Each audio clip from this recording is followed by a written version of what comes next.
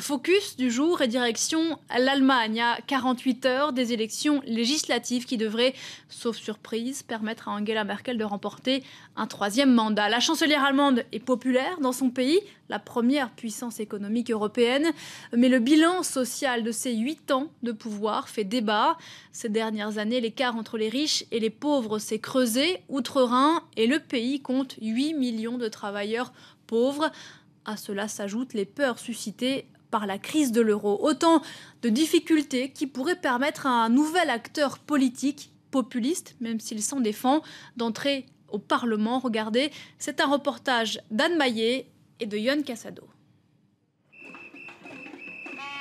Plus que quelques jours jusqu'aux élections législatives et les Allemands redécouvrent la rue. Ils manifestent pour un salaire minimum, de meilleures retraites ou comme ici samedi dernier pour un impôt sur la fortune. Car si l'Allemagne va bien, de nombreux Allemands vont plutôt mal. L'écart entre les riches et les pauvres s'est encore creusé en 2013. Et 15% de la population est menacée de paupérisation.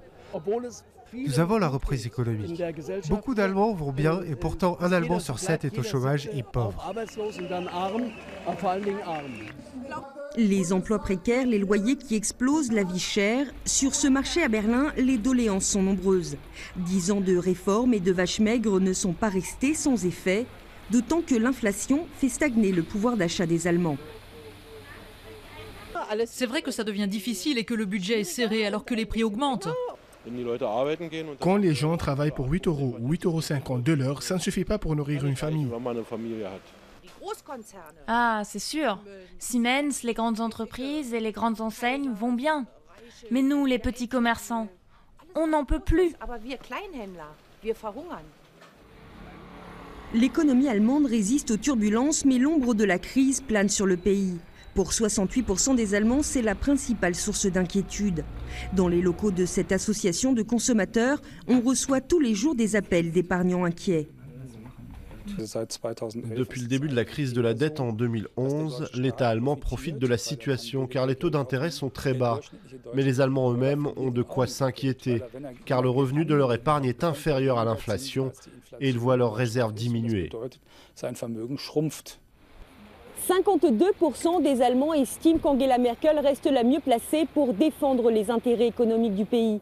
Pour eux, l'Allemagne se trouve actuellement entre de très bonnes mains. Seulement, ils sont également de plus en plus nombreux à se demander si les crédits accordés aux pays en difficulté seront remboursés un jour. Le doute s'immisce et une formation politique pourrait en profiter, l'alternative pour l'Allemagne. Le parti eurosceptique occupe actuellement l'espace public et médiatique et met le feu à la monnaie unique.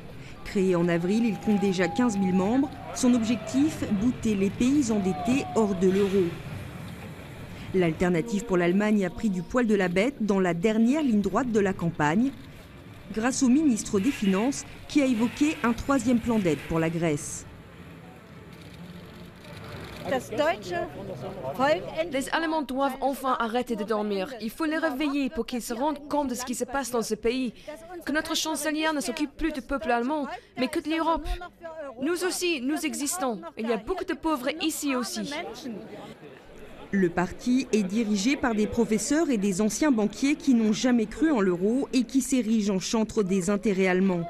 Il est désormais crédité de 3 à 4% des intentions de vote, avec de la marge vers le haut, selon les instituts de sondage. Le gouvernement a tout fait pour éviter de parler de la crise de l'euro, une manière de ne pas admettre que des fautes énormes ont été commises. Et parce que l'attention de l'électeur ne doit surtout pas être attirée vers ces thèmes-là. Mais cette stratégie ne va pas fonctionner partout. Une partie de la population nous soutient. Elle a la mémoire suffisamment longue pour prendre les bonnes décisions. L'alternative pour l'Allemagne franchira-t-elle la barre des 5% pour entrer au Bundestag? C'est la seule véritable grande inconnue de cette élection. Le journal des sports à présent avec la première journée de l'Europa League et cette entrée très difficile.